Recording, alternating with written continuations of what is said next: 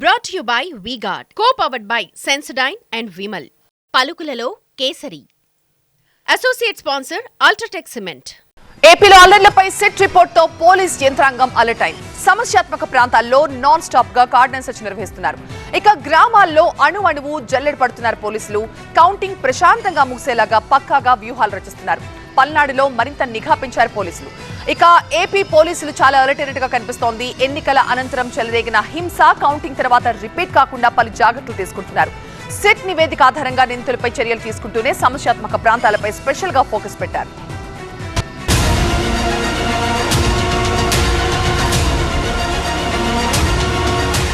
ఏపీలో ఎన్నికల అనంతరం జరిగిన హింస కారణంగా తీవ్ర విమర్శలు ఎదుర్కొన్న పోలీసులు దిద్దుబాటు చర్యలు ప్రారంభించారు.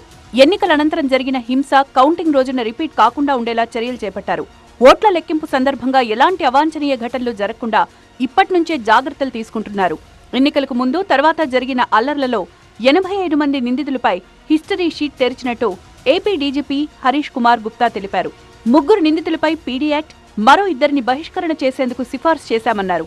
ఎన్నికల ముందు రోజు నమోదైన కేసుల్లో 1522 మంది నిందితులను గుర్తించామన్నారు. ఎన్నికల రోజు నమోదైన కేసుల్లో 2790 మందిని, ఆ తర్వాత నమోదైన కేసుల్లో 356 మందిని ఐడెంటిఫై చేశామన్నారు. నిందితుల్లో కొందరిని అరెస్ట్ చేశామని, మరికొందరికి 41A నోటీసులు ఇచ్చామన్నారు డీజీపీ. రాష్ట్రంలోని సమస్యాత్మక ప్రాంతాల్లో పోలీసులు కట్టుదిట్టమైన భద్రత ఏర్పాట్లు చేశారు. అన్ని నియోజకవర్గాల్లో కార్డన్ సెర్చ్ నిర్వహిస్తున్నారు.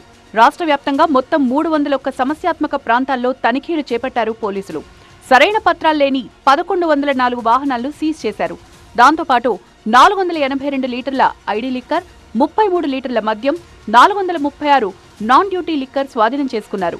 ప్రధానంగా ఉమ్మడి కృష్ణా జిల్లా, గుంటూరు, ప్రకాశం, నెల్లూరు జిల్లాల్లో పోలీసులు కార్డన్ సెర్చ్ చేశారు. నియోజకవర్గంలో ఇతర వ్యక్తులు ఎవరైనా పాగా వేశారా అన్న కోణంలోనూ ఆరా తీశారు. రౌడీ షీటర్లు, అనుమానాస్పద వ్యక్తులను క్షుణ్ణంగా తనిఖీ చేశారు. ఇళ్లలో తనిఖీలు నిర్వహించి సరైన పత్రాలు లేని వాహనాలను సీజ్ చేశారు.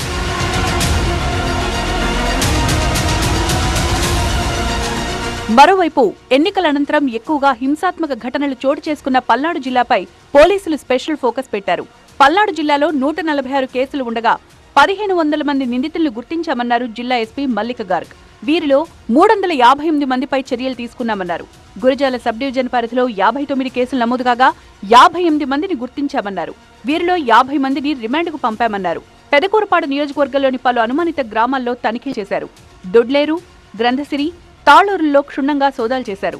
కొందరిని అదుపులోకి తీసుకుని విచారించారు. కొత్తగా ఎవరైనా కాలనీలు, గల్లీల్లో కనిపిస్తే పోలీసులకు సమాచారం ఇవ్వాలని స్థానికులకు సూచించారు. 146 కేసుల్లో 1500 అక్యూజ్డ్ సైటెడ్ అండ్ ఆల్రెడీ దీనిలో మనం 950 అక్యూజ్డ్ మీద యాక్షన్ తీసుకోవడం జరిగింది. నెక్స్ట్ ఫ్యూ డేస్లో మనం ఇంకా ఐడెంటిఫై ప్రతిరోజు చేస్తున్నాము. దానికోసం మనం స్పెషల్ టీమ్స్ కూడా డివైడ్ చేసి ఉన్నాము. డిఫరెంట్ కేసెస్ కోసం ఎట్లా మనం ఎవరు ఇలాంటి రాంగ్ యాక్టివిటీస్లో పాల్గొన్నారు వాళ్ళకి ఐడెంటిఫై చేసి వాళ్ళకి అరెస్ట్ చేయడం, అది మన మెయిన్ గోల్ ఉంటుంది. మొత్తానికి పోలింగ్ అనంతరం జరిగిన హింసకు కారణమైన వారిపై చర్యలు తీసుకుంటోన్న పోలీసులు ఓట్ల లెక్కింపు సమయంలో ఎలాంటి అవాంఛనీయ ఘటనలు జరగకుండా ఉండేందుకు పటిష్టమైన చర్యలు తీసుకున్నట్టు కనిపిస్తోంది.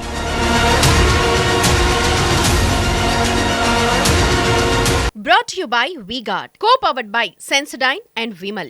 పలుకులలో Kesari. Associate sponsor UltraTech cement.